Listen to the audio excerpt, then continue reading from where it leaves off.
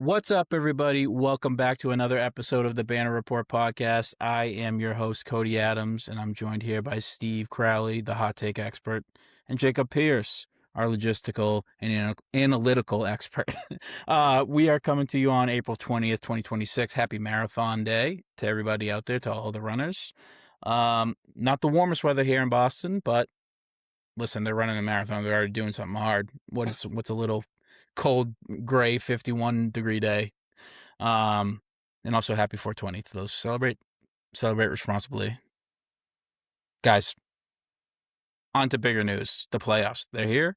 The NBA playoffs are here, and they're in full force and effect. Our Celtics are in round one facing the Sixers. We played game one where we handled the fucking ball, 32-point win.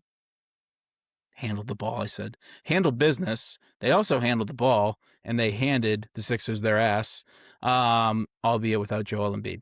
How are we feeling? Good. I mean, you handled business.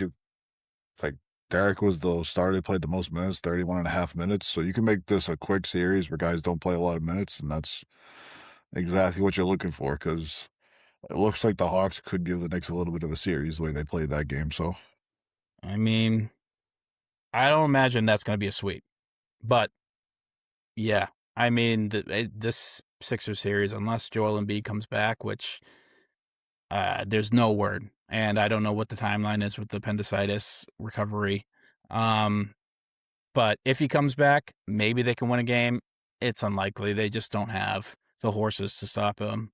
Tatum and Brown. I mean, they did stop Brown for the most part, but they could not stop Tatum. And his first playoff game back, obviously, it's 25 and 11? 25, boards? 11, and 7 with two Yeah. steals. Um, That's basketball Jesus for you guys. it's truly a miracle, dude. Like, it's truly a miracle that he's back and he's playing this way. Shot the ball well. His rebounding, he's the best rebounder on the team. And that's with Neemias Queta, who's no schlub at rebounding, considering that's his one thing he has to do besides protect the rim and set a pick. But yeah, the Sixers have no answer for him. No wings that can stop him. They can throw all they want at Jaylen Brown and try and give him a hard time, but you're not going to be able to do that to Tatum as well. And also, if you do, you're going to get punished by one of our elite shooters. So, and with Hauser, who played an unbelievable game, had 12 points? They were all from distance. 4 or 6. Yeah. This is going to be a sweep.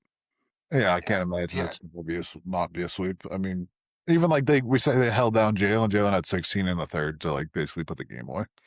Yeah, and that was them. And he was being impactful elsewhere. He was making steals on defense. Great defense. They gave Tyrese Maxey a brutal time. And the Sixers simply don't have anybody else besides, I don't know, maybe a nuclear Paul George game to help them out. It's a little late in his career for a nuclear Paul George game too. And the matchup, I mean, he's been playing well, Jalen and him and Tatum, like I don't think that he really has that much of a mismatch to go off like that, you know. And not at all. Not at all. I feel like he could thrive in a series where I feel like he could have a nuclear game I feel like we're the worst matchup for that, as you're saying. Like, our two best players are right on him. So it's not, and they're both very good at defense. Tatum arguably could be one of our best defender. I saw some I forget exactly. I saw some crazy stats where he only had like 9 points scored on him yesterday, which is insane.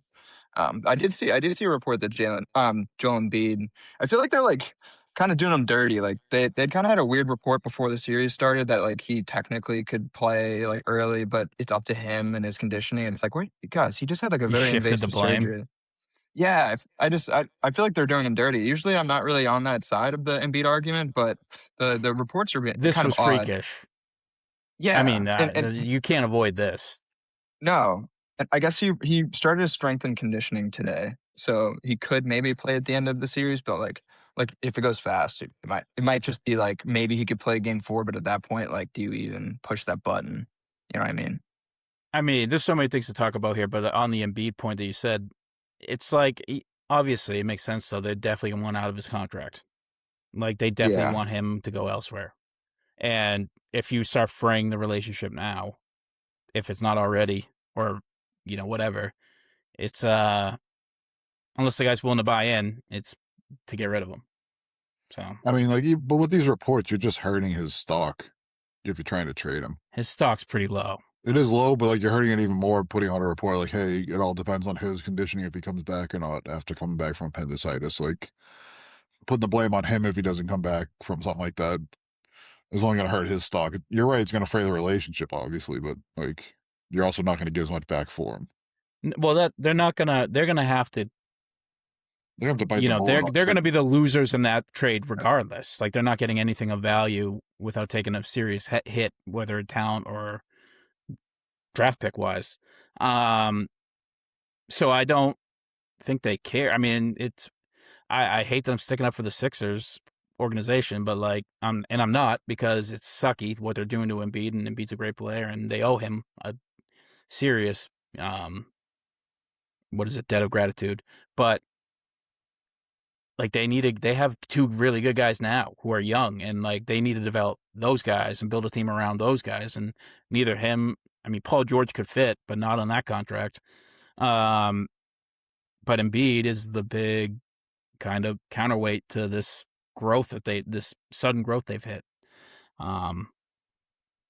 So yeah, they're going to try and do that. I could see why they're doing that. I can rationalize it. It's still sucky though. Yeah, like Embiid for AD. Who says no? The Wizards, I imagine. I don't know. I mean, they're the same player at this point in their career. Like neither one of them plays, and they're both old. Like, yeah, but isn't one making substantially less money? I think they're close.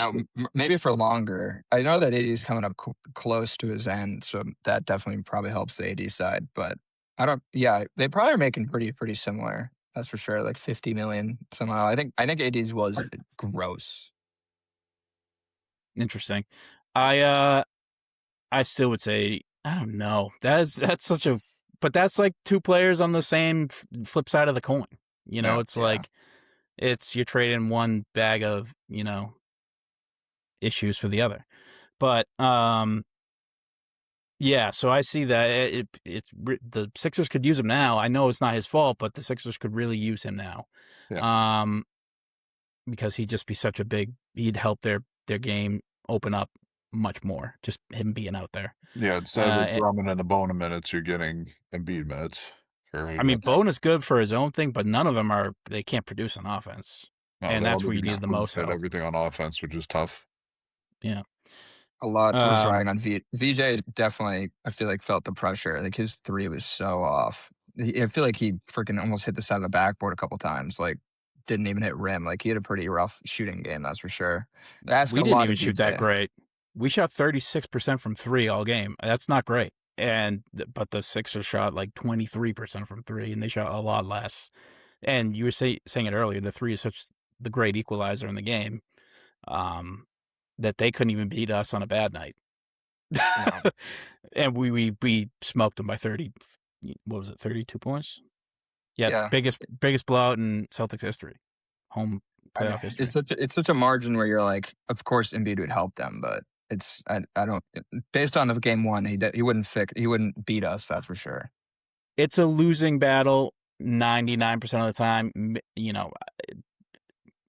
With a player of Embiid's character, like his skill set, he obviously can't do it for very long, but can he do it for 4 games?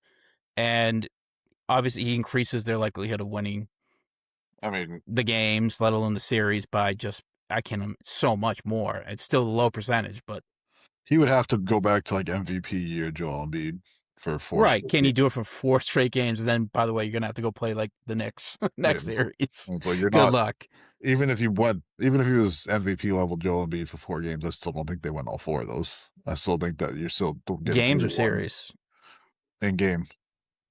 Like if Embiid came back next game and was MVP level Embiid, like it wouldn't matter. I still think that if he came back for 4 games with MVP level Embiid, I think it would be 3-1.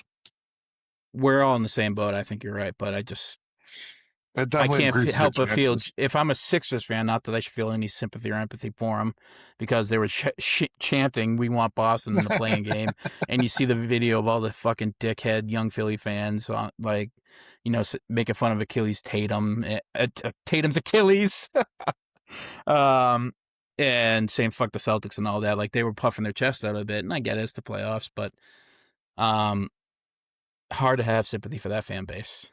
Very funny Yeah. that the Boston fans were chanting, "We want Boston," after we blew out. That's so funny. How about, like, I don't know, have a little bit of, like, perspective to realize where you're at as a Philadelphia 76ers fan. Like the you're Magic, lucky that you're here, dude. like the Magic fans were all tweeting out that they lost their game so that they could play Detroit instead of Boston because they knew what it was. And Why'd you lose the rest of the 50 of them? It's working out very well for them if you look at it from their perspective. Yeah, and we can move on to the other series soon. But yeah, the Magic, the Pistons, man, that did not look good. But with the Celtics, it's just it's really not much to say. Like, the Sixers are screwed. Yeah. Barring something catastrophic happening either way. Yeah, when did that game feel blown out? It felt blown out in the second quarter, or maybe even the end of the first. Yeah, I felt over. Like, the second half didn't matter. Yeah, no. We're already up by 20 and like to 30, and it was just like they'd have a little bit of a punch like into the teens, and then we'd kind of smack them back down to the 20 range like every time, basically. I remember getting, just because it's playoff basketball, I remember like watching my family being like, oh my God, they've got into 13. It was like 1 point, they got it to 13, and then it was like 21 next time I blinked. I was like, okay, this is going to be an easy game, I think. Yeah, they cut to 13. JB took a tough mid-range, missed it. Then they threw it back. JB picked it off, hit somebody for a 3. Next time down, Vucevic to 3. It's back up to 19, and so all that hard work they did to cut it to 13, now it's back up to 19 again. And they don't have the firepower to really push through that kind of a deficit. No. Man, for a guy who's, I guess got the reputation of a good coach, right? Nick Nurse, he just sort of seems to be skating by. Yeah, I don't know why he's a Kawhi merchant. Yeah, I was going to say, he had Kawhi 1 year for that championship. Big Kawhi, Marc Gasol, Kyle Lowry, and Fred VanVleet was on that team too, I think. But even Stockton was on that team too. Like, that was a really good team. So, like, I think he gets a lot of credit for that when he's just kind of a average coach. I think he's getting like the Doc Rivers treatment, honestly, in a way. He's only had 2 50-win seasons in his 10-year career. You know that Mazzulla and Steve Kerr have the same amount of 51 seasons. 8-year career. I just will say that he's only won. Yeah, he hasn't won 50 games since 2019, and the highest he's won since was 48. He won 47 once with Philly, 24 in the next year, and then 45 this year. Like, not that Philly team is not bereft of talent. I know the talent's not always available, but there was a year there where they had Maxey and Harden. So it was like, even when Embiid's young out, Maxey. Yeah, but even when Embiid's out, you have Maxey and Harden out there. Like, you should be able to find a way to win those games. He seemingly can't coach his way out of a paper bag. So, he's not a likable guy to me. He cries a lot. I'm so glad that when we were watching the game, it didn't show him crying every fucking play like they do every other time that he's on TV. No, I honestly think the Doc comparison's pretty accurate, because it kind of feels similar. Like, he hasn't blown as many 3-1 leads yet, but the credit getting a chip early in your career definitely just kind of buoys you forever. I guess it didn't as much for Bud, but yeah, no. Well, Bud's fine. Bud found himself at a prestigious coaching position already. Like, I think Bud will be all right. Probably. He went to, listen, I know the end of his tenure with Denver was weird, but I think a lot of that should be, you're thinking of blame should be. Oh, Jesus. Yeah, Christ. Bud won with the Bucks. Yeah, and then they got rid of him a couple years later because, like, he just never made any adjustments, I guess, was their big thing. Now his tenure with Hawks, right? Tenure with the Suns didn't go well, but that team fucking sucked. Who's he coaching now? Nobody, I don't think, right? Yeah, honestly, it's not. I don't think he is either. He maybe he's like, maybe the Sixers fire Nurse and slide Bud as their replacement. Well, you're not getting Michael Malone. Michael Malone went to UNC, so yeah, that's who I was thinking of. Which is sick because his daughter plays for UNC volleyball. So, like, shout out to him. Get a bag and cool. Spend time with your kid. Like, that is pretty cool. Nothing getting better than that. 2 higher profiles pros coaches right there too, with Belichick and him. Kind of Yeah. nuts. Yikes. It's not going well for one of them. Hopefully it goes better for the Yeah. other. Yeah. Hope for a lot more for Michael Malone. But yeah. Doc, did you guys listen to his appearance on the Simmons show? No.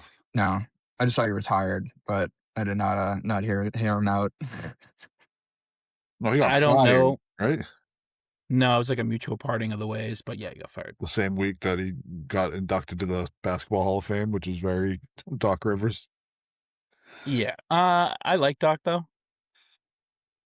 Yeah, I mean, I don't He's hate not Doc, Nick Nurse to me. I mean, he might not be the greatest coach in the world, but I like him.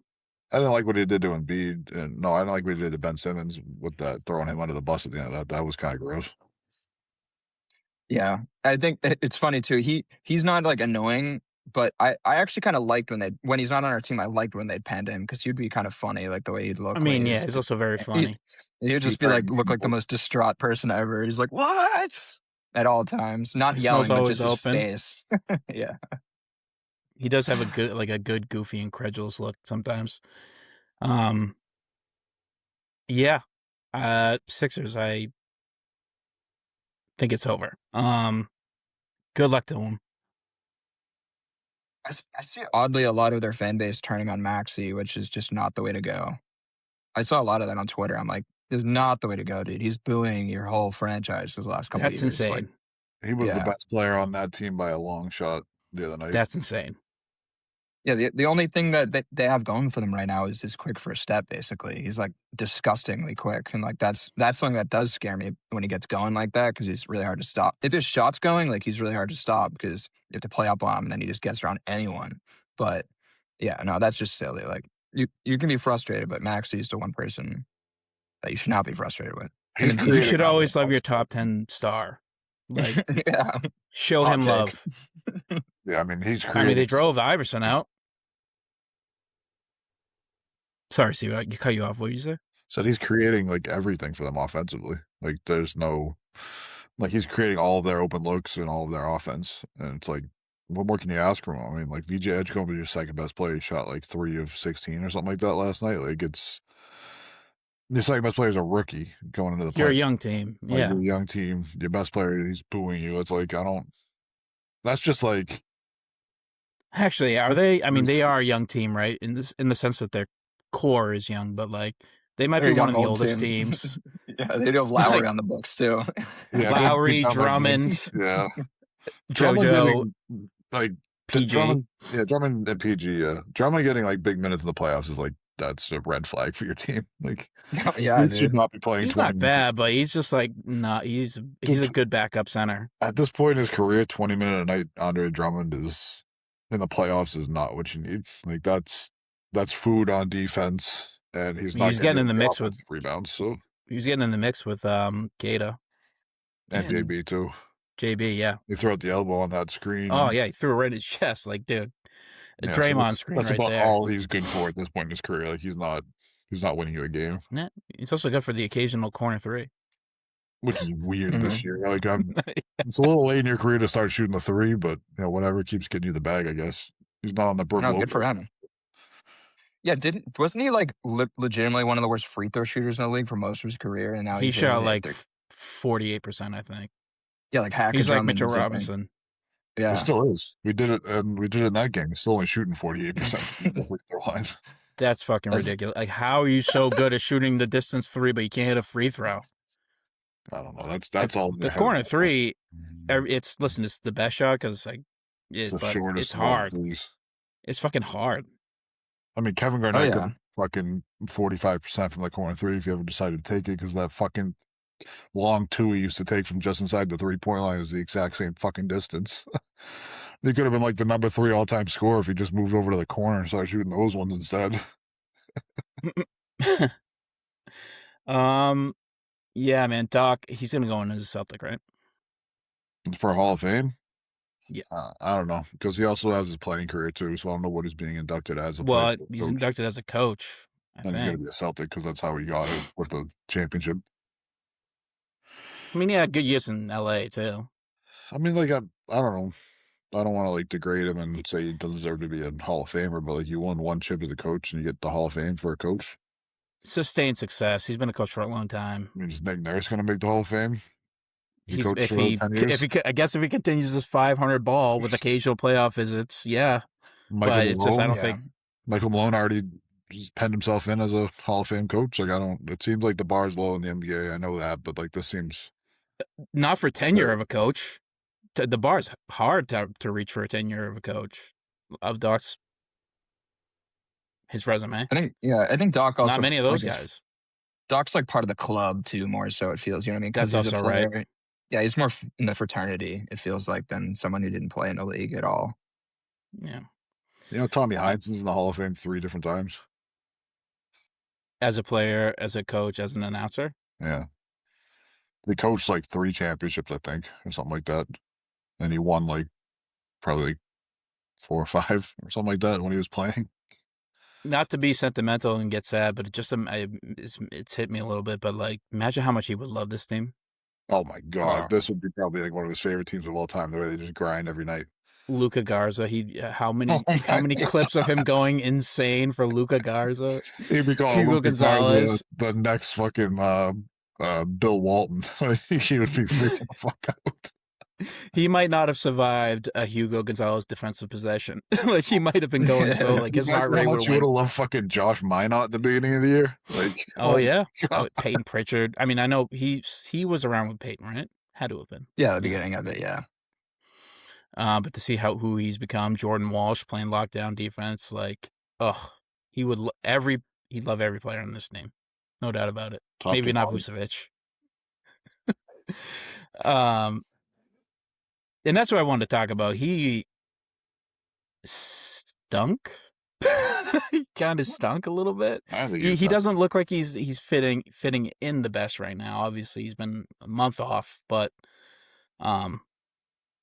he has a few days to figure it out until the series start getting tougher.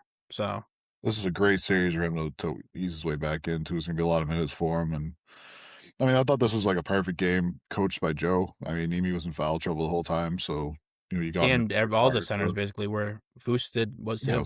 There's some really just tough calls going against us on some of those drives, but it's the playoffs. It's gonna happen.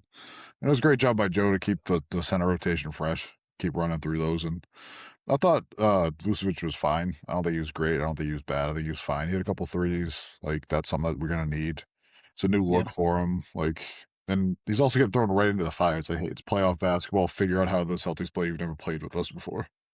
It does look like it's getting to him a bit, though. Like he's airballing shots. You know, the clip of him trying to take the layup and he just throws it out of bounds. That it's was like a weird one. That's just like he looks maybe he's a little rattled, not settled yet. Like he's a great player. Like it has been his whole career.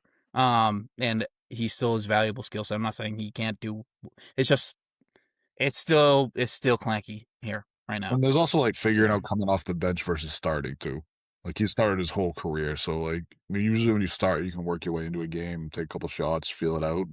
When you're coming off the bench, it's like all right, you got to get it going now. So that's a little different for him. But I mean, I think he fits it fine. I think the best part about him is that he's not the floor spacer that opens up lanes for Jalen and Jason to drive. Yeah, just another big body that can rebound too, which because he was fuck out of the ball too. Yeah, he was all over it. That's like if I had to give him a plus grade, that was his plus for the day. Yeah, but he's just going to be so vital next series that it's just market. Just keep an eye on it. It does definitely help that Garza's basically developed into being a Vooch type guy. Like if Vooch doesn't get it going, we still at least have a big that can stretch. And he hasn't played much, right? But he's gonna have some pretty big minutes in these next few series. Just with the amount of bigs you're gonna have to play, different styles. Yeah, I still think if we're gonna look ahead to the next series after one game, which is such a luxury to be able to do that because it's really unless there's a couple major. We just got off away. It's gonna be a sweep. Yeah, like that's like so we nice are looking ahead. But I still think if we play the Knicks, you're gonna put Tatum on Cat. Just like the foot speed matches up so great, you can hide a center on Josh Hart because he can't shoot, and then just go get rebounds like patrol. for these elite teams, you just have to be ready to go with every single lineup you have going. And Bruce is going to be in those because of what he can do. And whether you're throwing Tatum on Cat or whatever, or you're running him out with Cato or whatever, you need to be able to have all your lineups and styles ready to go and gelled, so that you can compete with other teams who are the elite of the NBA. He'll at least be better than Porzingis last year. So we have that. Well, at least a lot more available. Yeah, in like when we forced Porzingis out there, he was just a net negative. Like regardless, like he just didn't have it. Obviously, we were like, why is he being played right now? He can't even breathe. Like at least for a stretchable big, like we were starving for it last year. At least we got a person that is fit at the moment. Yeah. When was the last time a team has won the NBA Finals without having a stretch big that they relied on heavy? The Raptors did it. The Warriors did Bucks. it. The Bucks. No, they had Brooke. They had Brooke Lopez. I mean, like relying on him heavy. I don't think they really relied on his 3-point shooting. Like I look at the Warriors. Well, they didn't rely on Draymond's 3-point shooting. It wasn't reliable. I was gonna say the Warriors was the immediate team that popped up, but they basically won a lot of their championships without having a big at all. Like yeah, Draymond was at 6'9" at center. So okay, dude, Looney fucking dogged us. Remember that shit, dude? Wiggins was unbelievable that series too. That was tough. That was brutal to watch Wiggins play so bad well. Vibes. Go back to fucking the clock struck midnight and then turned back into a pumpkin for the rest of his career. Hey, dude, we were coached by Ime then. It's a different team, as you can see. You can see what Ime is doing on the other side of the conference now. The Thunder didn't really rely on a stretch big. I mean, but they have one. Yeah. That is their second best player, by the way. Like, he's not a nobody. Not in that finals run. In his finals run, he was like the third best player, probably. J-Dub was so good in that finals run. I mean, he's a big forward. Well, I'm just saying he wasn't the second best player. He was probably the third, fourth best player at times on that team. It's definitely a needed card to play though nowadays. It'd be very rare to see. Yeah, it's a needed card. Like, yeah. Whether it's you lean on it heavy or just have an arsenal, it's something you definitely just need nowadays. Because the other team will undoubtedly have something like that going on. Yeah, I just don't think it's possible to win anymore without it having the ability to have a big that can stretch and that is a plus player. Or just at least having someone like Tatum, who's not a big technically, but could play. You know what I mean? Like someone like that. I mean, there's not a lot of Tatums out there, though. Not a lot of guys that are 6'10", no, there ain't. Ball like that and shoot and guard 1 through 5. Like, not a lot of guys like that, dude. He's really so fucking special. Sometimes I just laugh looking at some of the shit that he does. Yeah, I mean, well, he's 11th all time in 3-pointers made in the playoffs already. Yeah, so crazy. And Jalen and JT are going to break if they can break at this playoffs, but the most combined 50-point games. Yeah. They're going to have it. It's Mikhail and Bird right now. I think have it at 58. Yeah, it's they just hit 50 points apiece. For Celtics history. Right. Yeah. The all-time leader I think is like it's Bird Mikhail. I'm pretty sure. I think. All-time leader Pippen. Yeah, Pippen and Jordan got like 90 something or 100 and something. Yeah. That's a little bit tougher to catch up to, but. Honestly, they could do it. They could do it though. They're both poised to play a long time in this league, and their games are going to age very well now that Jalen. I think how long that. I mean, they all came in the league a bit later, but like that Bulls era was long. Like those guys played together for a long time, and so have JT and JB. But I imagine they're half the age when they hit this mark. Those guys were also NBA like, years. It was every night was 20 and 20 for those guys. Like Jordan never didn't score 20. Pippen really never scored less than 20 either. So that was one of those. And you're saying that about what's the difference? Early in JB and JT's career, like at the playoffs, like they weren't 20 and 20 each. But for Jordan and Pippen, it was from day one. They're both getting 20. Like, and there's just nothing you can do about it. Gotcha. Yeah. I mean, he's less than a year away from his last playoff performance where he had how many? 50? 50 points when he tore his Achilles, or did I make that up? 43, I think. 43, yeah. 43 going into the had a couple minutes left in the fourth quarter. Had a shot at taking down the Knicks at game 2. Heartbreaking stuff, and he's back, and he hasn't, dare I say, lost a step It is impressive, and it's just a hell of a moment. And that's part of the whole Tommy Heinsohn loving this team stuff. Like, if that ain't permanent for life Tommy points, then I don't know what is. That is Infinite. some tough motherfucker shit right there. Yeah. But other than that, the series pretty much went chalk, except for the Pistons Magic, 1-8 seed, and losing at home. Not a good look for the Pistons. Not a good look. And I guess we have to thank our lucky stars for not playing the Magic, because we were saying last week how that matchup would be like maybe the most scary / definitely the toughest of it, and we seemingly have gotten the lighter matchup. So, Yeah, I just really this didn't want to play Magic. the Magic because it's just not fun to watch them play the Magic. That was mostly what it was. I wasn't really scared of beating either team. We put our G League team in game 82 and beat the Magic when they wanted to win that game. So They're the most unpredictable team, man. They have been all year. Like, you can't read them because they are talented enough to do this, but they are not consistent enough to do this. just a shit matchup for Detroit, honestly. Like, because Detroit wins in the margins with their physicality, and the Magic are just as physical as they are. Yeah. But you don't think that would play a factor here against us? Like, no, I think we're too skilled. I think that we would just outscore them. That team had scored 115 points, and they were shitting their pants doing it. We don't have a problem scoring 120 every night. fair. And I think both teams will figure it out, meaning us and the Pistons. But it's just, I don't know. Do you think the Magic are going to win the series? Like, what do you think? How does this play out to y'all? It was exactly how we think, like, that you attack the Pistons. You kind of let Cade get his own thing. Like, Cade had a pretty good game, all things considered. Like, he didn't even shoot bad. I think it was like 13 for 27 and had like 39. Like, let Cade do his thing, like, kind of go off and just kind of limit everyone else. And it's kind of what we were fearing about them being a slight paper tiger, because I mean, like, their last month kind of made us all maybe think otherwise, because they did it without Cade, but also wasn't the playoffs. So I don't know. It's tough if those other, like, dudes that can't really score on their own, like, are cold. It's going to be real tough for the Pistons to go far. Yeah, I mean, and if Bickerstaff wins Coach of the Year and his team gets knocked out by the Magic, that should be a candidate for immediate, like, we fucked up. This was wrong. Well, I mean, they get coach it's Missoula's. The Raptors coach, and he got fired. And he had to go to the Yeah, I mean, after he was if fired. Bickerstaff loses this, he should be fired. Like, there's no Jamal Mosley's also going to be fired. Like, they'll both be looking for jobs. I think that the fucking Magic could win the NBA Finals.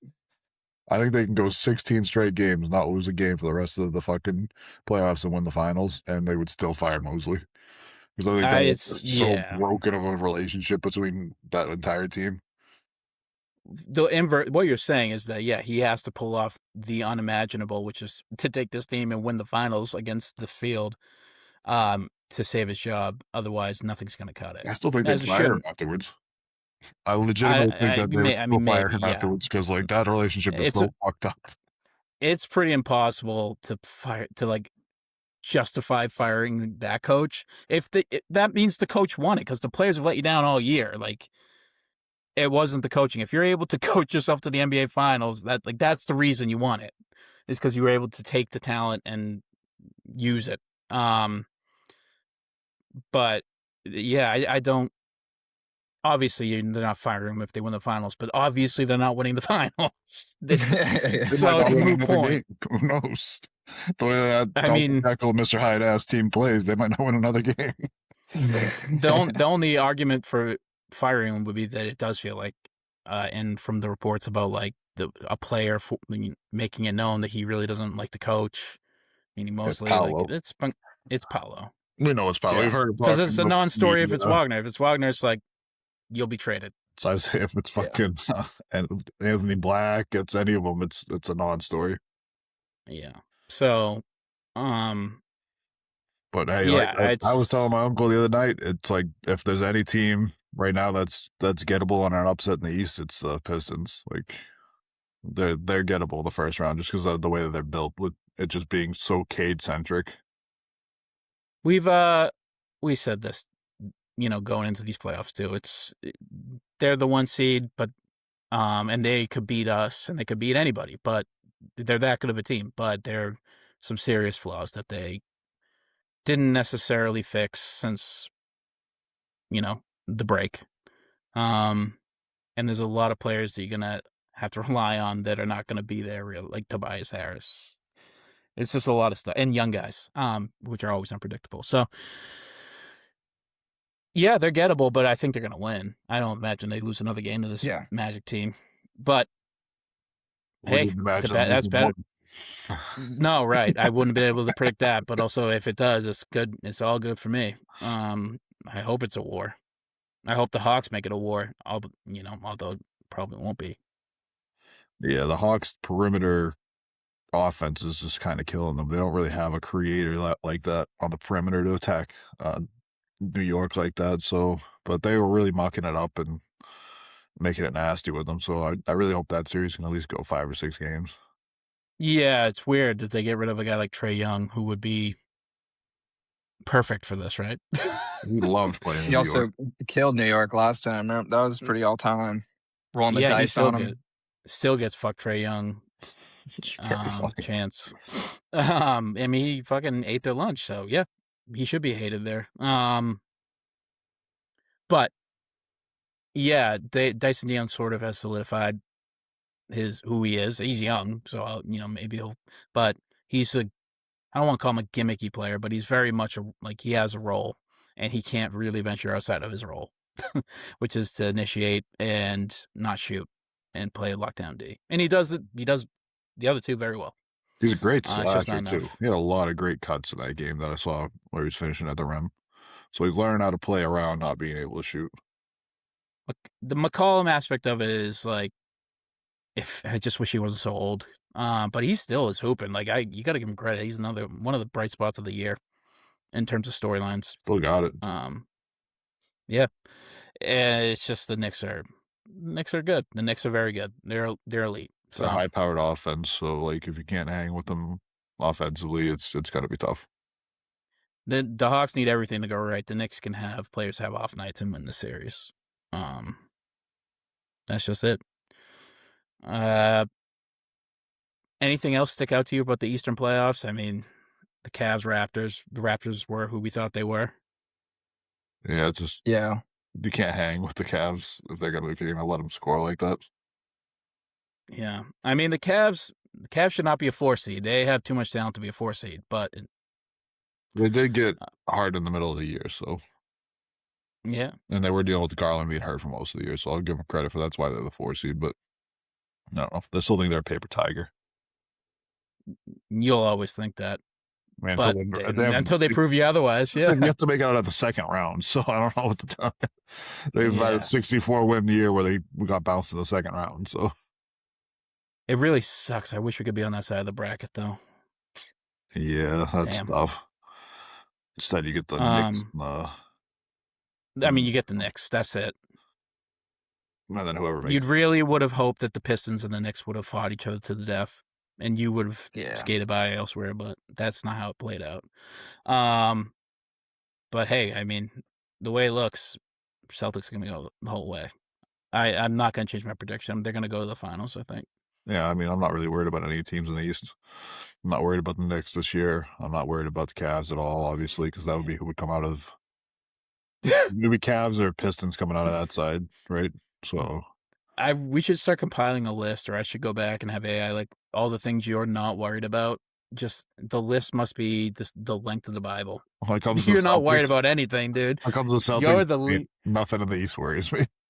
You're the least bothered guy alive, dude. Holy shit. Yeah, until the Celtics start giving up offensive rebounds, then I'm the most bothered person of all time.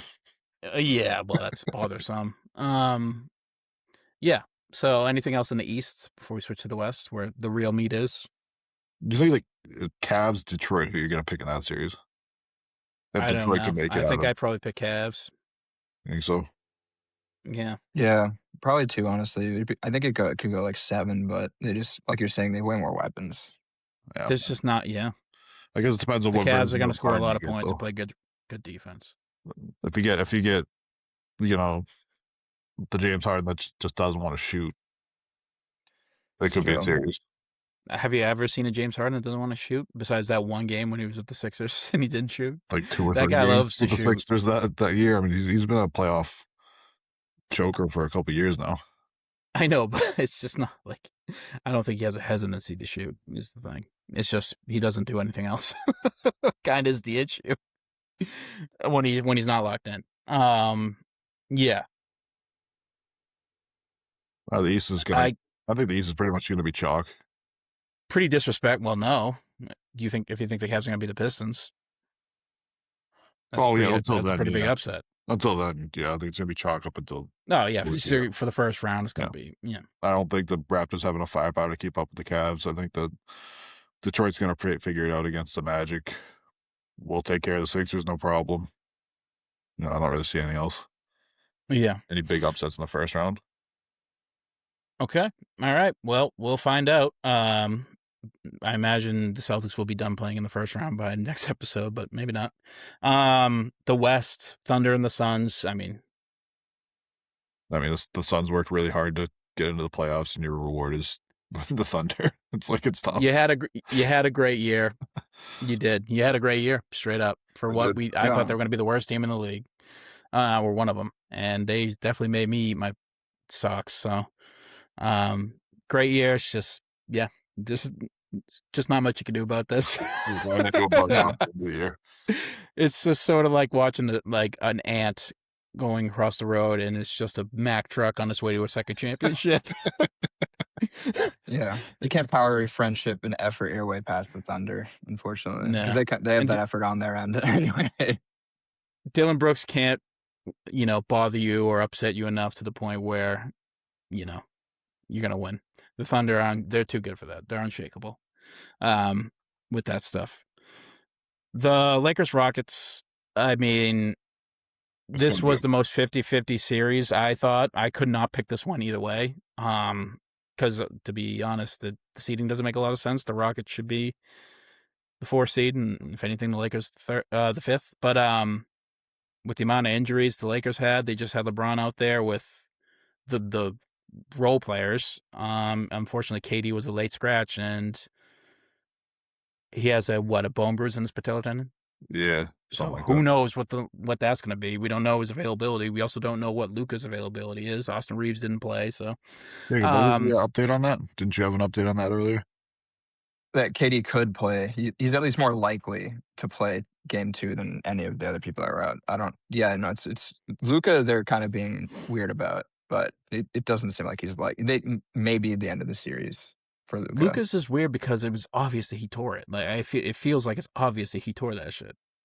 Partially tore it, like something that he shouldn't be playing basketball with.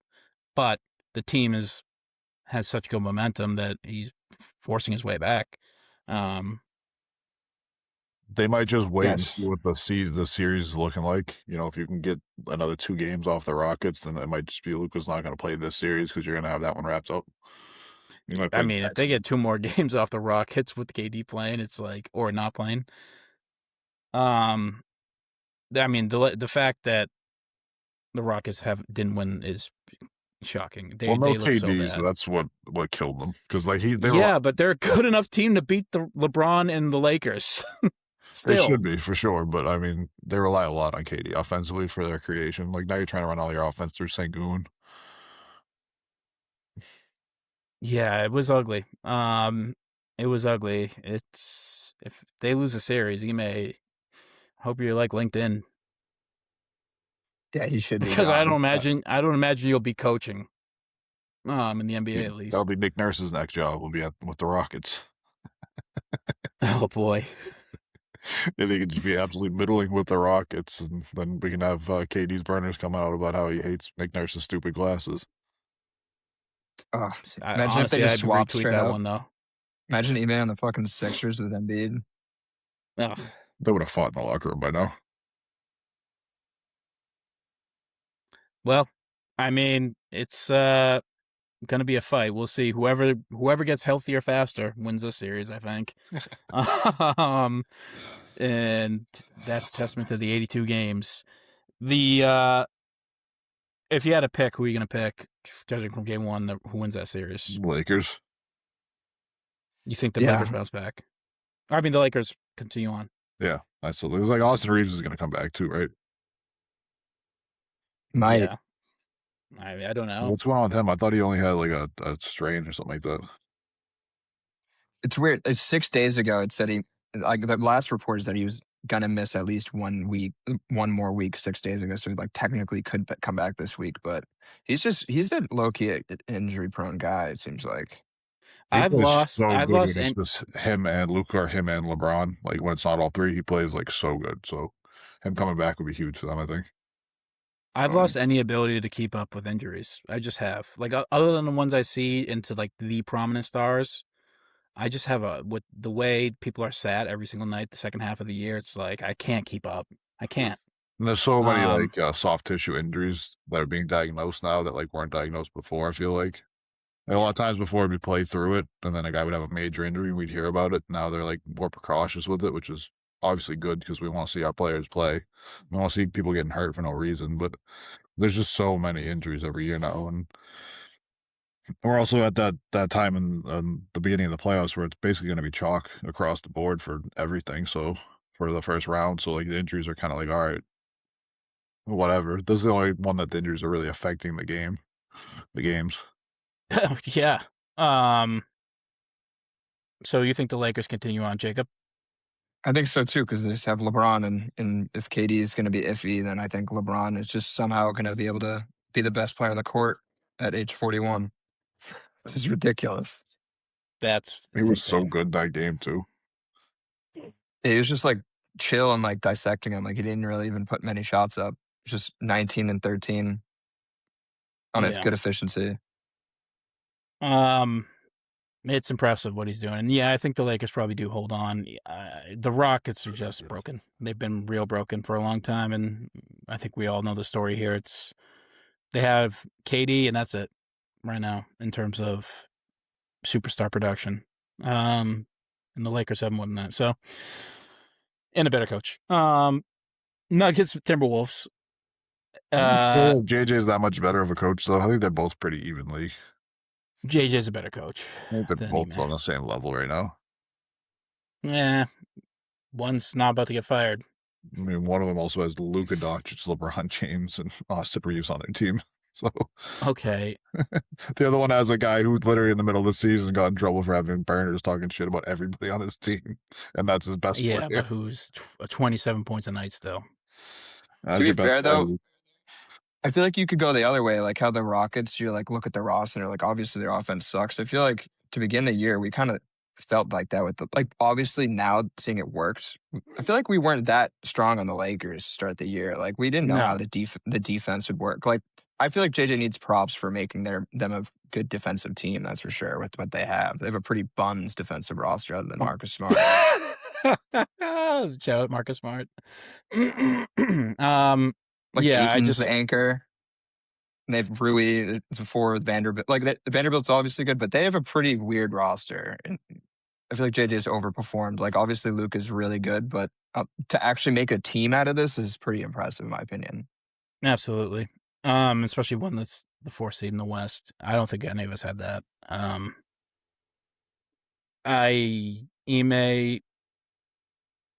I don't know, because it's a hard argument to make, right? It's actually a decent comparison. Like a guy who's had success in his role in JJ, albeit a stacked team, but Ime, who's been to the finals, who's taken a team that didn't have Kevin Durant, right, to the 2nd seed.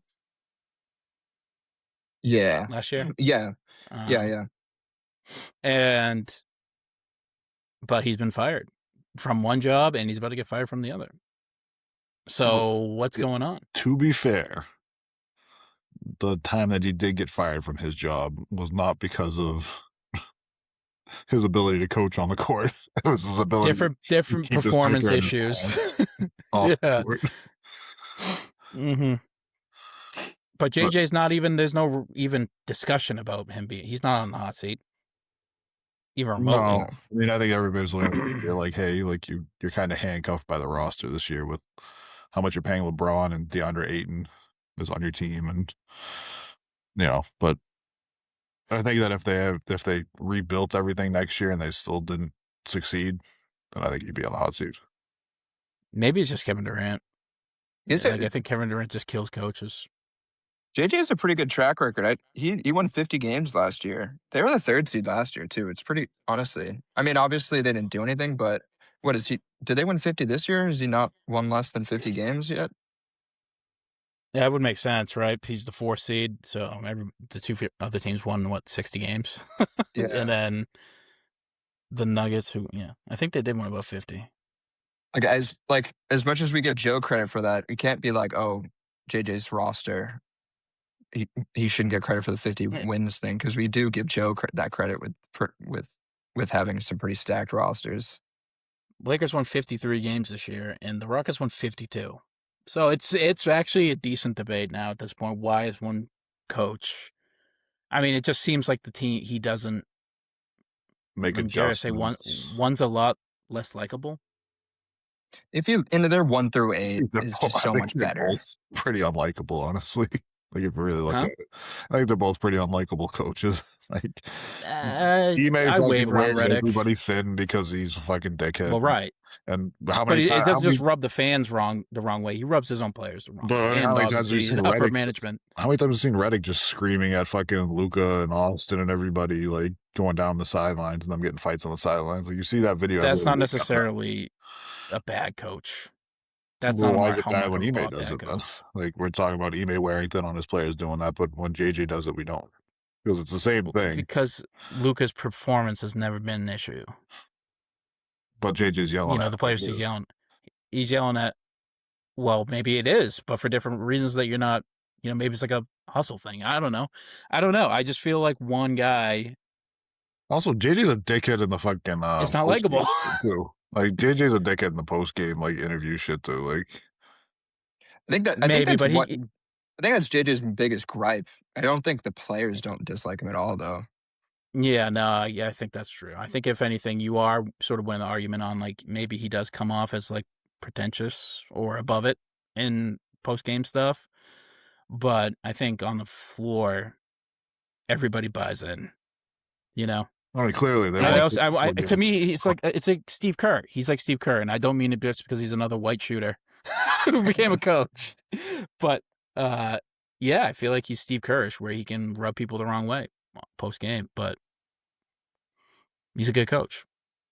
And I feel like hindsight is doing a bit too. Like, we saw the it turned out this year, but if you were to like lay out the top 8 or 9 of both teams going to the year, you'd be like, obviously the Rockets are the way better team. Like, you're right. Like, the Lakers made it work, but dude, they're like the Jake LaVarvey guy, whatever his name is, like playing massive minutes. Yeah, and like Kennard and Jackson Hayes, like the Lakers bench sucks, like bad. But like, and the Rockets have. The Rockets have like people like Jabari Smith Jr. just chilling, like freaking Tate. Like, they have a way better like deep roster than the Lakers, that's for sure. Like, he should have made it work better, Ime. Yeah, right. The reason why the Rockets lost games is not because of talent. It's because like the refusal to change game plans at the end of games. Like, they choked away a lot of these games in the fourth quarter. And that just seems to be like a hallmark. When you watch the game, they don't have Kevin Durant out there. They don't have any sort of semblance of like potent offense in the half court. It's like, it's bad coaching. It's bad coaching because you should be able to make plays happen with Amen Thompson, Jabari Smith, Alperen Sengun. You should be able to figure it out with just those 3 guys. We yelled about the Reed stuff all year. Yeah, not playing him. I don't know. I can't imagine that's not his choice. Right? Definitely his choice. Like, it's just weird. He's done a lot to kill his reputation as a good coach this year, despite the success. We came into the year, like, obviously the Fred stuff sucked, but we still said they had a chance as dark horse coming into the year. 100%. I thought they'd be able to make Amen or like mold him into that role, or mold Reed Shepherd into that role. I mean, the guy was the 4th pick a few years ago overall. Like, he has intangibles that you really loved, and he is a point guard, so why can't you sort of help him along here? And instead, it was just out of refusal to use him. Strange. It seems like I saw a lot of Rockets fans be like, this is my least favorite year that I've ever watched. and that has to be kind of Ime. Also, like, just I how mean, clunky the offense is. Like, a lot of times, it's ugly. enjoyable. Like, a lot of times you can equate the enjoyability of watching a team to how fun their offense is to watch, and that team's offense was just clunky all the time. They didn't really know what they're doing. And the Lakers were Yeah. real ugly to start the year too, but when they get cooking, they get cooking, and it's fun to watch. Which they did at the latter half of the year. I mean, So- Luka has got to be like one of the most fun players to watch when they're on a heater. Like the Yeah, but I tell you, when it's going bad, it's brutal. Oh yeah, for sure. But the amount of games It's the polar. It's the polar's the amount opposites, of man. games that it's going bad is Oh yeah, no doubt, leads way closer to more heaters than bad games. 100%. That's why he is 100%. the max player that he is. I mean, it's kind of why people are upset that he got snubbed from MVP considerations, like 4th on the list. That's where he finished. Crazy numbers. That guy finished 4th in MVP voting. Listen, the other 3 guys are all deserving of cases and winning the award, but Who finished ahead of him? It was SGA, Vic, Jokic, SGA, and and Wemby. Jokic?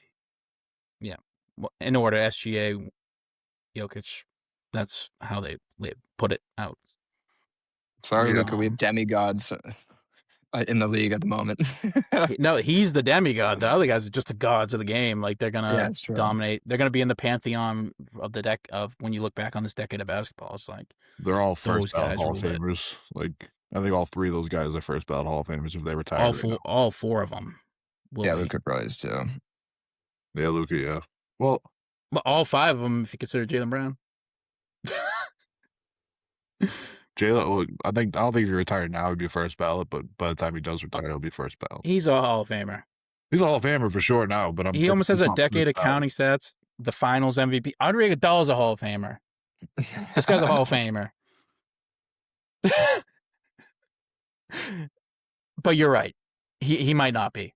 He You might not can, be you can make the first case ballot. that he might not be. Yeah. But I hear by the what time he you're finishes his career, he'll have 20,000 points, and he'll be maybe another championship in there. He's got to have a first team All NBA probably this year too. Maybe second. Yeah. A couple years going down the line too. Like he'll And be. then you have a guy like Cade just getting no respect. It sucks. It feels like all of Detroit, Cade, they're like fucking Rodney Dangerfield. They get no respect. It's like I get no respect. Oh. Well, they gave him the ability to get the first and second team All NBA, whichever one he ends up on, with the injunction that they filed because he didn't break the 65 games. So they gave it to him and Luka. Didn't they deny Edwards for some reason? Yeah, he was only like 60 games or something like that this year. Okay. He wasn't anywhere close. And like he didn't have any like serious injuries that were keeping him out. It wasn't like Cade with a collapsed lung, like freak injury, or Luka missing games for the birth of his child. Like it was just every other week was Anthony Edwards was missing games. So I mean, that's weirdly like the most compelling series so far. Well, besides I guess the Thunder, Lakers, and the Magic Pistons. In terms of like night to night watching, it's the T-Wolves Nuggets win. I think we all think that's how this will go, but it should be competitive at the very least. I think it's going to be 4-2. If it's any other series, they face each other like almost yearly, and the Wolves have gotten them. But yeah, it feels like they I don't think this go might less go than 6. Yeah. I got it never goes less. I think the Yeah, well, there you Anthony go. Edwards is just liable to go on one of those heaters and win you a couple games. Like it's just what it is. Yeah, and this is like, he's still coming off the injury, right? Like as the series goes along, he'll get better, and he's definitely priming for one of those nights in the NBA season where it's like, are you watching this? Like he's eating the Nuggets alive right now. It's like if I can get a futures bet, I would bet on Anthony Edwards having a 40-point game in this series at some point. Yeah, like I feel like that's well, Jokic wouldn't. You'd get really expensive odds for Jokic to have that. Yeah, 25, 11, and 13, I think, in that game, that first game. Like he's just does whatever he wants. Like I was gonna say, it felt easy. He hit the Peter Griffin green shot. Yeah, like falling away was crazy. Like, that might be the cover of the episode. He's unbelievable, man. I mean, like you put a former DPOY on him, and it's like, all right, food. I don't care. One thing that was scary for the Wolves is that he got a lot of free throws, so it looked better than it was, but Jamal did not have a good game. Like Jamal shot 30% or something, like He was 7 for struggling. 22. I watched the end of the game. He was struggling a little bit from the field on that. Yeah, for sure. He's So it's not he rises to the occasion. I think he'll figure it out. Yeah. No, exactly. That's what I mean. Like Sure, they kind of wasted it. They wasted a bad Jamal game. Is more my take. Oh on yeah. it. That was like Absolutely. the Sixers wasted a bad Jaylen Brown, like first half. Like you were still down Bad. by a dozen. Yeah. And then the third quarter, A bad Celtics shooting night, 36% from three. Yeah. And then once Jaylen Brown woke up in the third, and it was all right, it's over. You know, Sam Hauser had his worst year of shooting in his career. Was it You know what he shot from three? 38.6 or 39? 39.1% from three, his career worst. It's the first time he's ever shot less than 40% from three, like going all the way back to high school. We're talking about it like it's a tragedy. Like he shot this bad. He's still like 4% above like the league average from three or something like that. If anybody in the MVP race shot that like from distance, occasion like they'd break every points record ever. Like it's basically Steph Curry. He'd be Steph Curry. You'd be a 50, 40, 90 player basically. Yeah, so it's just interesting, and he's heating up at the right time. So, and like Derek started hitting threes last night or the night too. Like, yeah, I was saying, like I feel like now that he's gonna be playing with Jalen and Jason the whole time and not be a creator, he's gonna shoot a lot better because there's gonna be a lot less weight on his shoulders and he's gonna have a lot less dead legs. Yeah. You know what's funny? Speaking of 3-point percentage, I felt like Jokic had a way worse year shooting threes, but he didn't. He just shot 38% this year. Yeah. Just because he, dude, like you're saying, he averaged 42. He averaged 41.5% last year. That's crazy. Like, it's not high volume. I think what's he take, like 3 or 4 a game? But like something like that, yeah. Breakers when he hits them though. It's very high volume for the past. Like for historical centers, it's very high volume, but yeah, not for the league now. Yeah. There's never a Jokic stat where it's like you think he did worse than what it actually is. Like he always does better than what you like might have thought it was. Like he's not that type of player where if you read any sort of like statistical line from any season he's had or all of them, it's like, yeah, this is like the most impressive and efficient year that we've ever seen in NBA history. So it's like that's just him. Yeah. That's just that dude. Like he's fucking unbelievable. You look at fucking Jokic for the year, you're like, all right, but he averaged like 23, 8, and 8 or something like that. 23, 7, and 6. Like a really good year. And then you look at his final numbers, like, oh, he averaged like 28, 11, and 13. It's like, what the fuck happened? There's gonna be some great, if they're not already, which I guarantee they are, but like some great in 20 years. We look back on StatMuse, be like, no player has ever done whatever stat line except for Nikola Jokic on this night, and that would be like a hell yeah moment and be like, I remember that guy was fucking awesome. And even on the defense too, he still slides in top 5 steals per game every year somehow. That's nuts. He's the best player in the NBA. So what was that? You say that one more time? He's the best player in the NBA. Yeah, it's not Victor Wembanyama. Listen, it's not. I don't hold anything with conviction when it comes to who's better between those two. They're both the best I've ever seen. It's almost a toss between the two. Can't they both be the best? Like I waffle. Like who is better? They're both fucking awesome. Like, and they are both better than SGA. But SGA is gonna win the MVP, and it's not SGA's fault that he's 6'7", and these guys are 7'4" and above. Like it's not his fault. He just doesn't do what they do. He should get the MVP this year. Looking at Jokic's year, like, or even and you're probably right.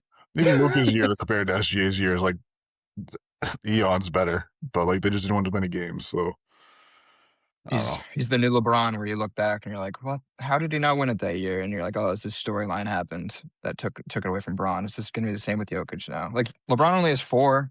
Like that's just as insane as Jokic only having 3. LeBron should have like feels a bit disrespectful to SGA though. He's also having an unbelievable. It's not like Derrick Rose. Well, yeah. I mean, I don't know what Derrick Rose's numbers were, but he's having a great year for sure. But there's also like 3 guys that are having better years than him. So like that's, I mean, I might even put Vic up there as having a 3 guys who are better players than him. Yeah, like I might even put Vic up there. Well, actually, I definitely waver on the Luka pick over him. Yeah. Just in terms, I mean, just consistent. If all things being equal, consistency. I mean, like Luka consistently had 33, 8, and 8 this year. Like that's pretty good. Yeah, but you're also not. You didn't get consistent defense, and that's why they're the 4th seed, and Thunder are. I think Shea's first defense seed. is a little bit overrated. I think a lot of times you're watching him get cooked. And it's like, oh, he's a great defender. We're just gonna ignore the fact that Peyton Pritchard just took him to fucking school.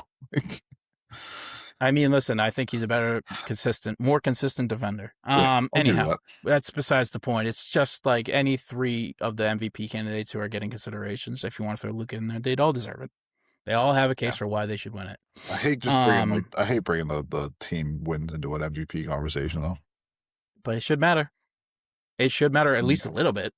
Bill Russell should have won like MVP like every year ever then because it's beat everybody. Yes, he should have. Yes, he should have. They shouldn't have given it to Will Chamberlain. Well, averaged 50 for a year, but he shouldn't have got the MVP because he played on a fucking shit team. Like Will Chamberlain, one of the greatest players to ever live, probably a better player all around than Bill Russell, but Bill Russell's the most winningest ever. I would say he's the most winningest player ever.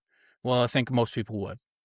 Those stats. If you watch Wilt's tape, sometimes you're like, he was getting stats like against his team. He'd be like stealing shots and goaltending like against his own team. Like it's pretty. Wilt was on some bullshit. Like he might have he hurt his team sometimes for stats.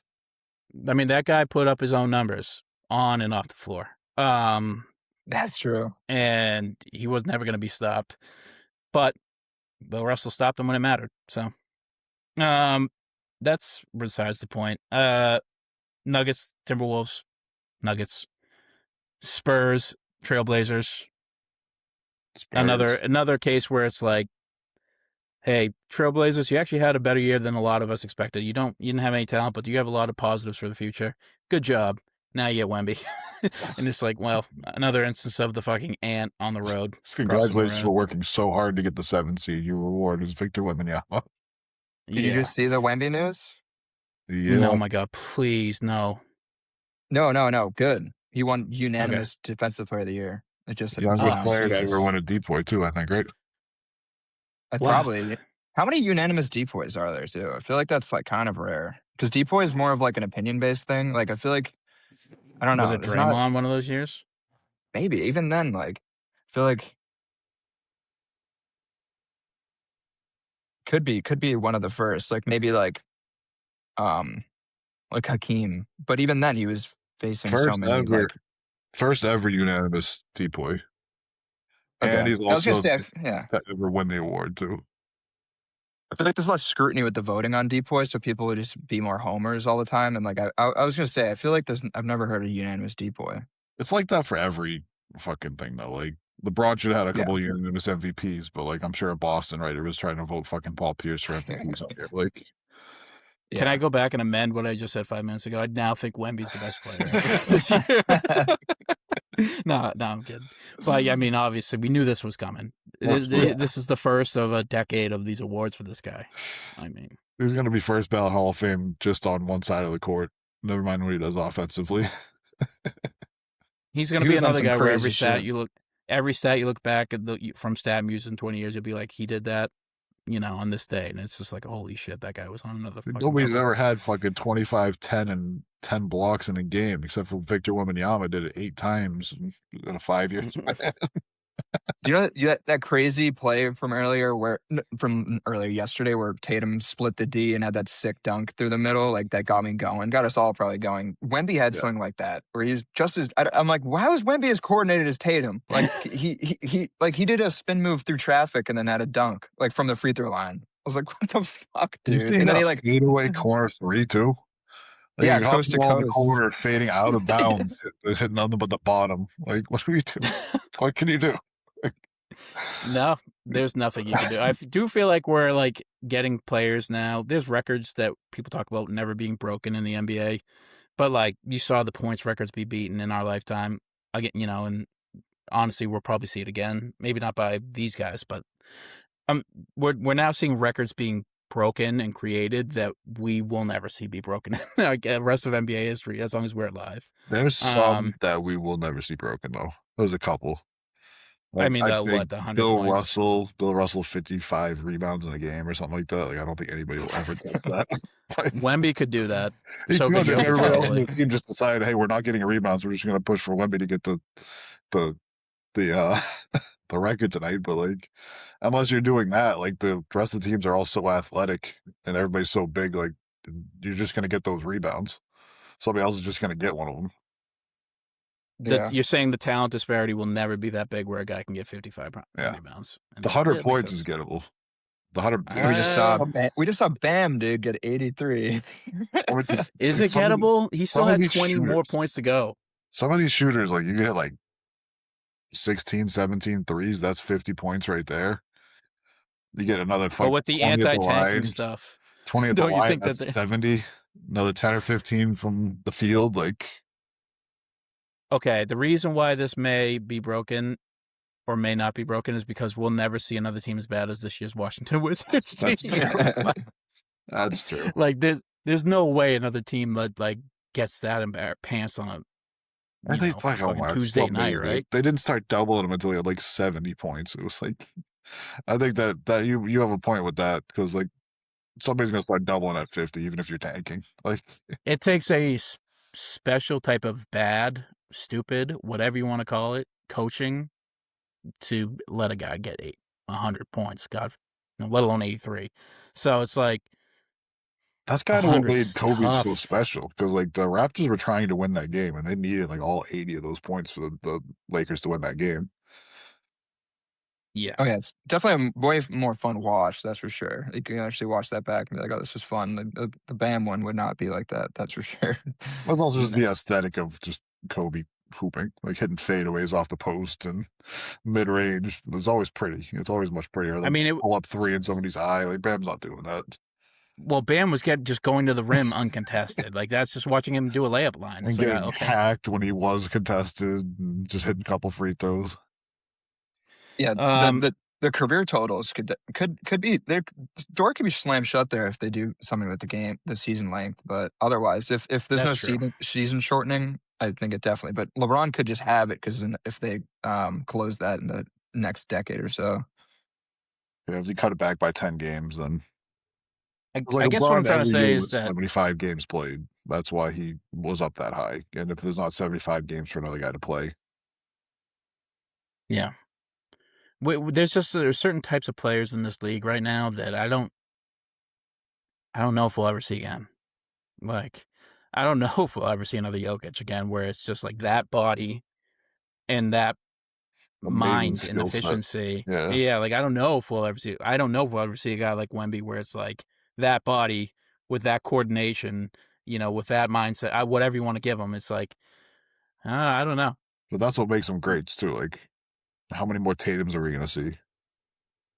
Like, you're more likely to see another Tatum than you are to see another. You're more likely, but it's still not a high chance of it. No. No. It's a good point.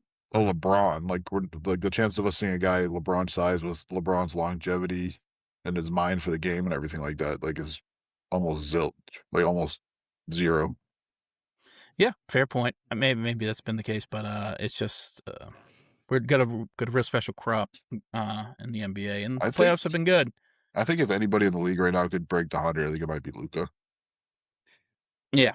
I just think that Luka can get on one of those heaters from three, and like he just attack mismatches on the post so well that when he gets his offense going, it's almost like it's Jokic, where he's gonna score on this possession. He might not be the one scoring it, but he's gonna make the right fake to clear up a cut. Like he's just he's on that level of offense production where it's when he's hot that it could be that way. He also is smaller and he's probably got a bigger gas tank than Jokic, so yeah, that's gonna go for him. Wemby. Wemby might have shot. Wemby's not in his prime at all, so who knows? No. Yeah. I mean, Wemby's got Wemby's not chasing anything ever. SGA could do it at the free throw line. That's true. Yeah. Well, we'll see. Anything else about the playoffs? Oh, the owner for the Blazers. Should be a tightwad. Yeah, being told tightwad, not letting the team travel. Not a good look. Not a good way to endear yourself to a fan base. Yeah, like he's letting like the two-way guys can travel, but they have to pay for themselves. Like they're already on a two-way contract here. Like they're not making a shitload of money to be buying tickets to go to these games. Luckily, they're only going to have to go to 2. But it's just like it really makes you appreciate the guys like Chisholm who come in and there's nary a complaint or friction. He's at the games. He cares. The Celtics have the top. Nobody's complaining in house about financial stuff, about the whatever operations. Well, I think that we would be complaining about that if we cut all those guys and we just sucked really bad this year. Like if we were a tanking team this year after cutting all those guys, then I think we'd be looking at Chisholm different than we cut ties with all those guys and now we're a 2 seed. Obviously, but he's not. Maybe he's just not the type of we don't know. Yeah, there's a lot of things that Chisholm could do that would make me upset. Yeah, I mean, we also don't know if that actually would have happened. That might have been happening regardless of, we might have been cutting those guys regardless. And we didn't cut them. We traded them away for stuff. Well, like Horford, we didn't re-sign because we didn't spend the money on him. But we traded Porzingis, traded Drew. We didn't re-sign Cornette. We didn't re-sign. No, and then there was just Tatum that was hurt. That was the 5th one. So it was like you did cut back. I don't think I would have hated Chisholm for that. He comes in with a pre-built-in excuse. I would have understood it with the Tatum injury. There. You just lost in the second round. Like I would have got all that, but I still think that like overall the view of him would have been different if we weren't as good. Like I know we understand that we wouldn't have been this good, but your general fan would have been like, "What the fuck? Why are we cutting all these guys? Like, why are you being a cheapskate when you just bought the team?" Well, I mean, yeah, I guess, but it's just like the Trailblazers. I guess it's not excuse. Like there's no excuse to not spend money. They're not spending a ton on the roster. Like buy 5 plane tickets like 2 times. That's all you got. Or like let your home crowd have like the theme t-shirts like the Spurs had that I guess people hated, but like every team has a playoff t-shirt. Like this guy's like the only ones that don't. Opposite of like Matt Ishbia. Like Matt Ishbia bought the Suns immediately, was trying to get Kevin Durant and like cut the price of like beer at the place to like $4 a beer, and like you could buy like tacos for like $3 a piece. Like you could actually be affordable to go to a game. Like he did the exact opposite of this fucking guy. He also pushed all his chips in, and a lot of people criticized the move. Like he was getting the new owner syndrome. I'd rather have the new owner syndrome. People were turning on him for the other way. I'd rather have new owner syndrome guy than fucking cheapskate guy. You'd 100% rather Matt Ishbia than this guy. Matt Ishbia has like kind of 180'd himself from like laughing stockish to now like a guy who's worth of respect with this team at least. And I liked him on the interview he did with Zach Lowe. But this guy is not endearing himself to anybody, not even his own employees. So no, it's just funny to playing as the Spurs too feels pretty funny too. Just seeing how much fun they're having with their owners. Obviously, like spending a lot of money, like getting all these different shirts for the coordinated thing. It's just such a funny contrast. Yeah, literally.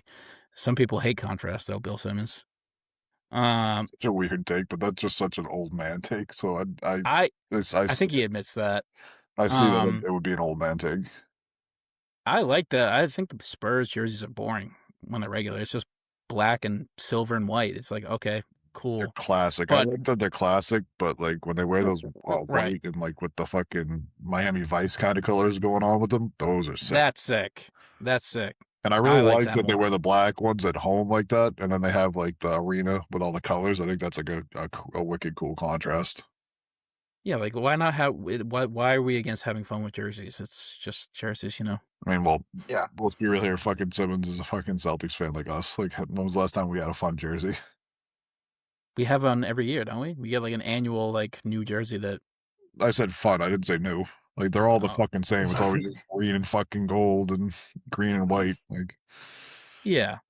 This year was the first year we had a jersey without green on it, like ever.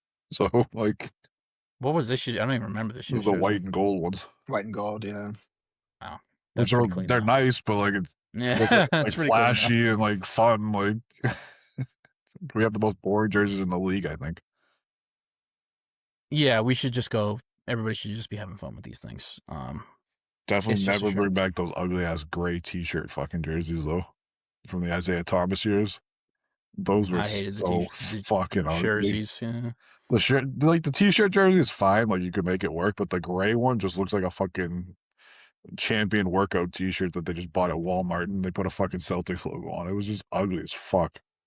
That era was funny because the person that was so against it and everyone was actually like the masses were actually very pro LeBron at the time was when he was like ripping them off and stuff. He hated that. All the fans hated it. But it's funny because like he ended up having like probably the more legendary, like if anything, like that black shirt sleeved one is like the one that actually is probably remembered as cool just because of what they did in the finals with him. He should probably put that in his like retirement. If you retire a jersey, that should be the one that gets retired because that's the one where he won the championship for the team that drafted him. It's like probably one of the most iconic moments in sports history. Like probably the best finals ever.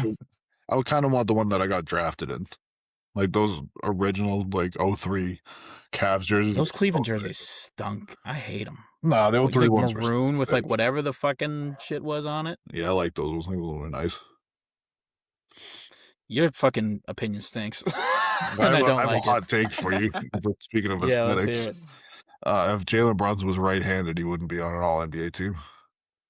That's ridiculous. Next take. I think he's only getting. I think he's only getting the love because it looks pretty. Because it's lefty. No, he's getting the love because he's 4'9". He's one of the best players in the NBA. No, I don't really believe that much, but I do think that his game would not be as pretty if it was right-handed. I think everything looks better left-handed for some reason. Have you ever thought James Harden's game was pretty? Jalen Brunson, not James Harden. I know, but answer the question.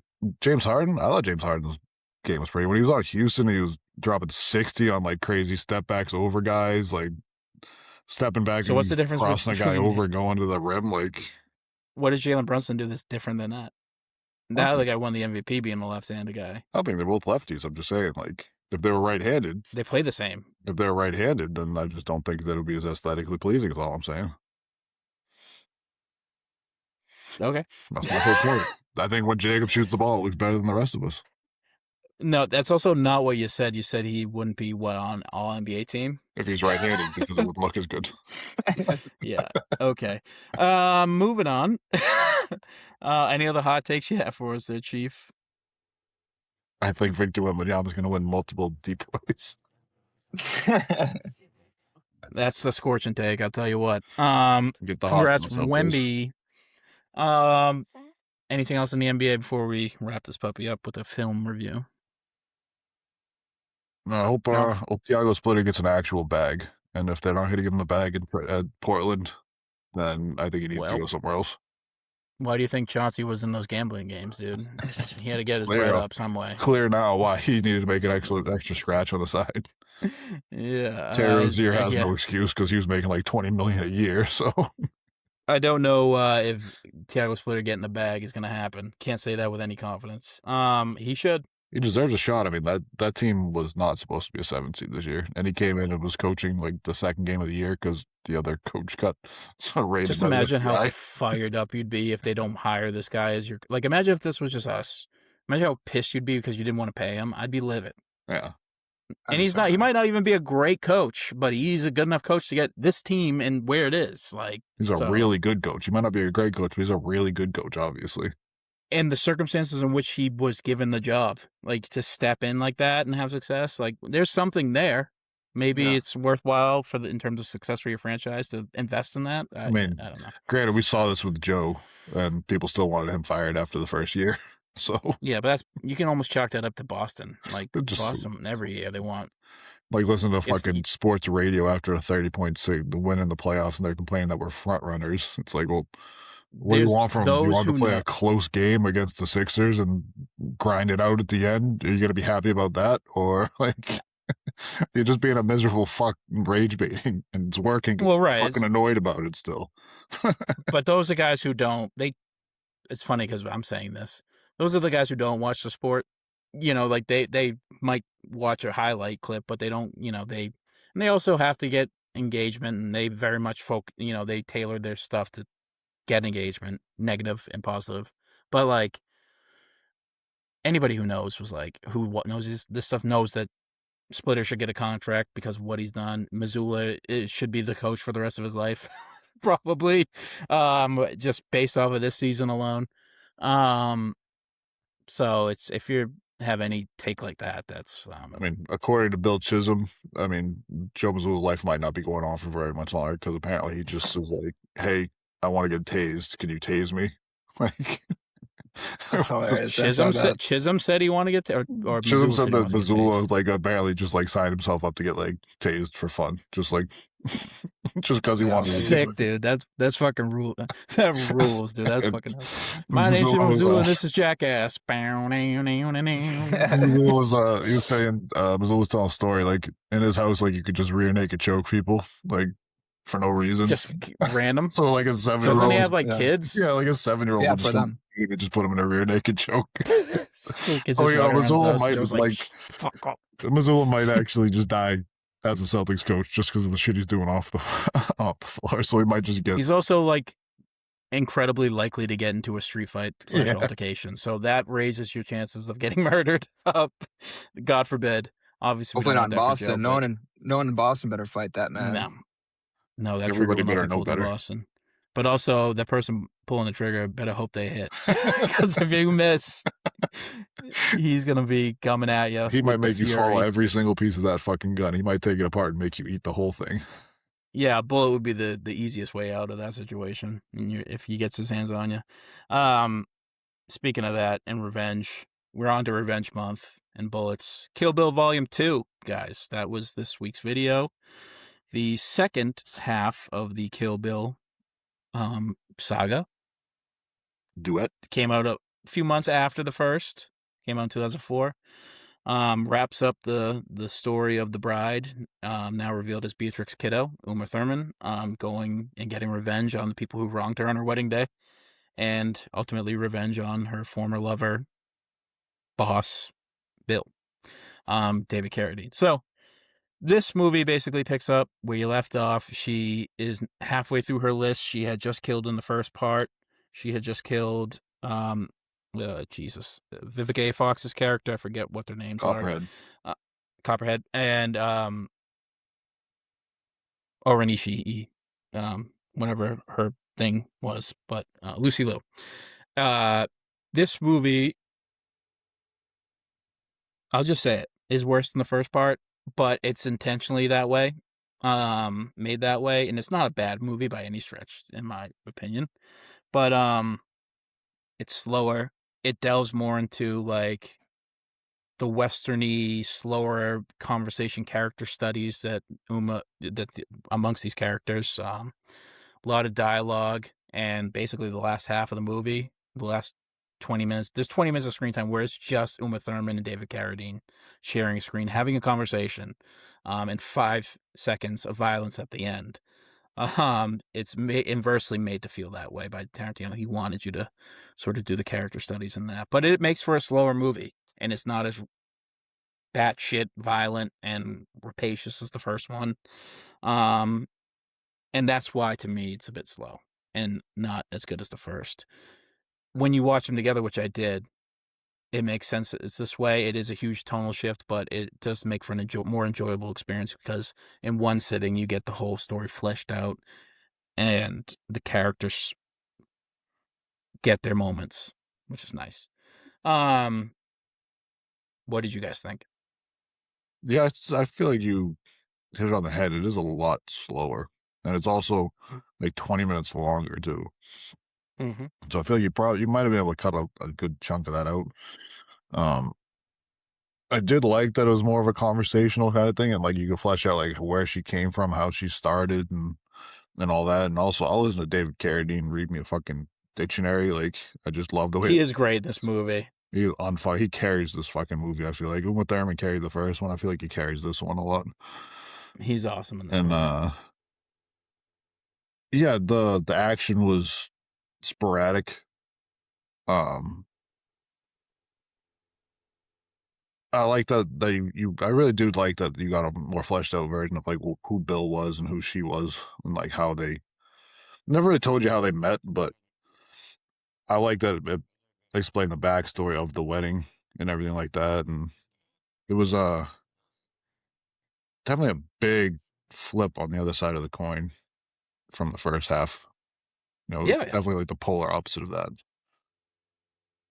Yeah, It's almost like the end of one was the massive climax of the big movie, and then like you kind of get like a huge, like just kind of like falling action type second movie. Like if you watch, I feel like it would be better, like you're saying, to watch it back to back because of that. You kind of already had your violence need filled, and then you kind of just get a chill exit into it and see her kind of slowly finish it off. But one thing that I felt like stupid when I was watching this was like I didn't really know the Bud Bill connection, and I don't know if it's just because I watched it as a kid, but I thought Bud was Bill.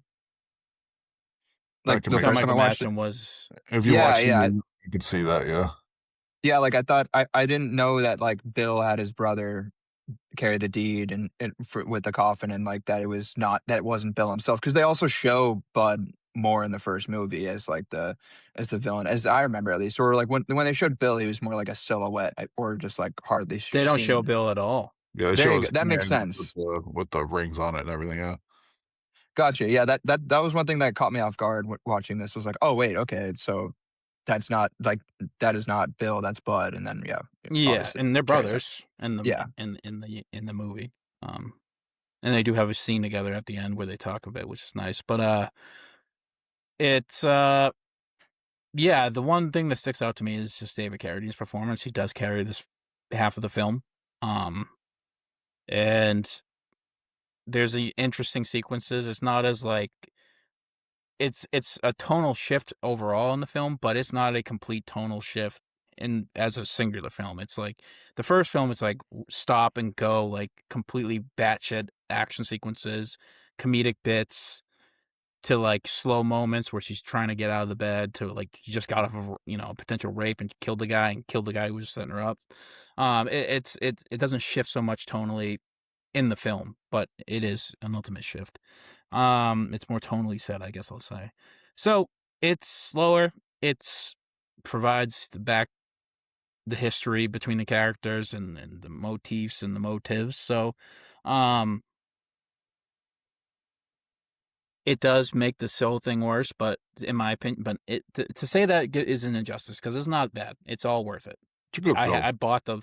I spent $20 and I got the single cut. The whole bloody affair. Yeah, so it's like a movie that I love and will always cherish, but I will always kind of be like, let's get through the second part. Let's wrap it up to where they're talking essentially. I did then like. again though, if you didn't get the closure of the second part though, the first part wouldn't be as good either though, because you'd be like, it No. ends here. You know what I mean? Like you need, maybe they could shorten it. It could be for like, you know what I mean? Like more of an abridged second half, but you do need it to wrap up, or you're like, what the hell is this cliffhanger? You know what I mean? Like you'd be like, what? It ended there? We didn't see Bill get killed or anything.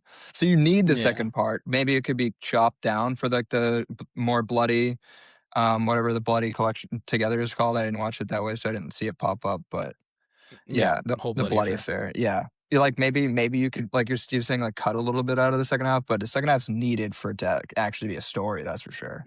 Right, that's the real meat of the story, right? Yeah. Like the action scenes are awesome, but yeah, like you said, if you leave that off, you don't really understand the motives. You don't understand what happened to get here, like why certain people did certain things.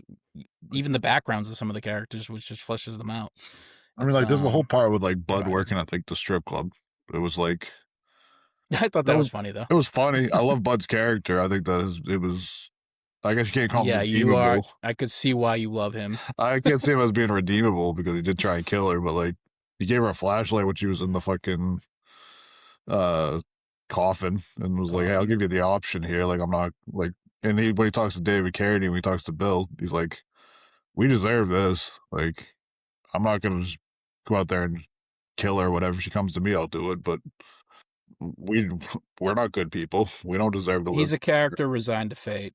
Yeah, which I kind of liked about him. I mean, he lives out in the middle of butt fucking nowhere, like in a trailer. The only thing that bothered me, penance or whatever. yeah, the only thing that bothered me about that scene was she was reckless. Like she was just so reckless in that scene. Like she was very like, for the whole rest of the movie, like dealing with Oren and dealing with like Vivica A. Fox's character Copperhead. Like she was very like methodical and thought everything out before she went in and did anything. And wait a minute, time out. You think she was organized and methodical when she went to kill the leader of the Japanese Yakuza, who, by the way, the gang is called the Crazy 88s. Yeah, well, she was going to try to do it anyway, You know, but the she went in 88 there. people, she walks in. Well, she went in there She's to like, it's kill just her me versus 88. before they all got there. Like, she had her before they all showed up. But, like, Wait, she what? she went there to kill. The 88 weren't there when she went to kill them. They showed up after she killed. Some of them were there. Yeah, the handful of There's people about that 20 she's of them always there. with. But like she was like, and when she went to kill Copperhead too, like she was like she doesn't just run through the front door like she did with that guy who's just sitting there with a shotgun waiting for her. Like, it's the first. Listen, whether or not you want to go into the tactics and whether they're skillful or thought out, she was reckless here and she got caught. yeah, that's Right, that's all I was saying was that it seemed more reckless than what she had been doing before, where she had everything else that had been thought out. And like, why wouldn't you just wait for him to walk out of his door and kill him out there? Why would you run in, let him go into his trailer, and then try and open up the door to get him? You know. I will say the whole movie is about revenge, so maybe it's a comment on when you're driven by revenge, you can't really take the time when you're a skilled assassin to plan it out when there's no emotion attached. I guess. Yeah. I don't know. That was like one of two things that bothered me in the entire movie, really. Yeah, sure. The other one was just stupid because like they had the Rolex that she was timing something on the Rolex, and it was like a fake Rolex, and that was bothering me. Okay, that's Because insane. it fucking Okay, fine. ticks. Because if you know, like Rolex doesn't make noise when it fucking your second hands don't make noise, and it doesn't click. Rollies on TikTok. And it doesn't click either. It's smooth, and that one did. So I was like, that was strange to me. But that was just something stupid. And I thought maybe there was a reason for that. I didn't know. I don't know. Why even make the film if you're gonna make it so shitty? You know, that's what you're saying. I'm just saying those were the two things that bother. The rest of the movie was like A+, like David Carradine talking and all that. But Yeah, I mean, there's not really much else to talk about. It's the wrap up.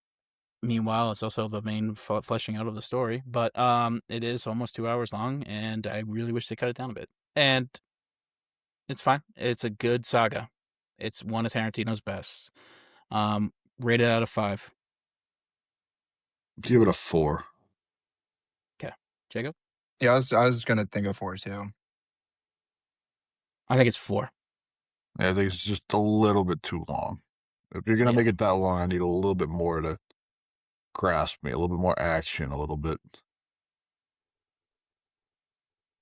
There's only like 3 or 4 action scenes in the entire movie, really, if you think about it. Like, there's her trying to break in and getting shot by the shotgun, and then there's her training, and then her killing the blonde chick with one eye.